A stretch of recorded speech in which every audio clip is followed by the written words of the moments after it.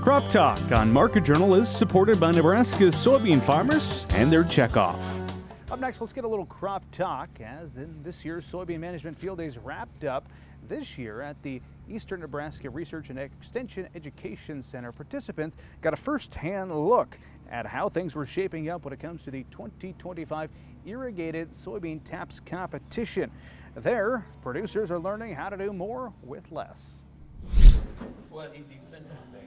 The TAPS competition got its start in western Nebraska, primarily dedicated to corn production. Since its inception, the program has expanded to multiple states and even expanded to include an irrigated soybean competition as well.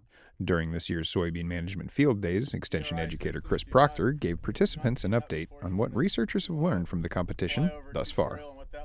Yeah, it's been fun to see how it's grown over time. So if you rewind the clock 9 years ago, it started out at North Platte on corn 2017. Fast forward here, we're in our second year of running on soybeans on the eastern side of the state. And so a year ago, we partnered with Soybean Management Field Days and TAPS. We thought that would be a good way to kind of merge some field component and some ways to get growers involved.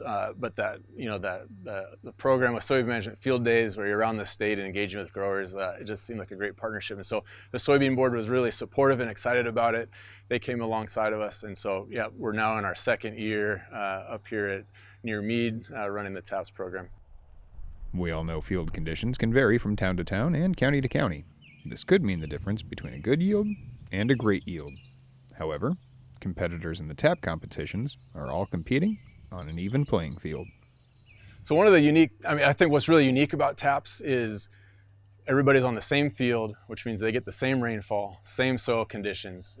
We fix a lot of those factors. And so one of the challenges is if you're comparing your neighbor, or you're comparing 3 counties over what you got versus what they're seeing, there's a lot of factors that can come into play that may or may not help explain, it makes it more difficult to explain those differences. So TAPS, we really try to level that playing field as much as possible. And so your decision is more easily compared or directly compared to another competitor's decision. And I think those side-by-side comparisons, and then you sit at the end of the year in the banquet and you see where you ranked relative to everybody else in that competition. I think that's where a lot of these insights come from, is you level the playing field, you lower the risk of making those decisions because you're not impacting yield on your farm, and now you get to make those side-by-side comparisons, and I think that's what makes TAPS fun.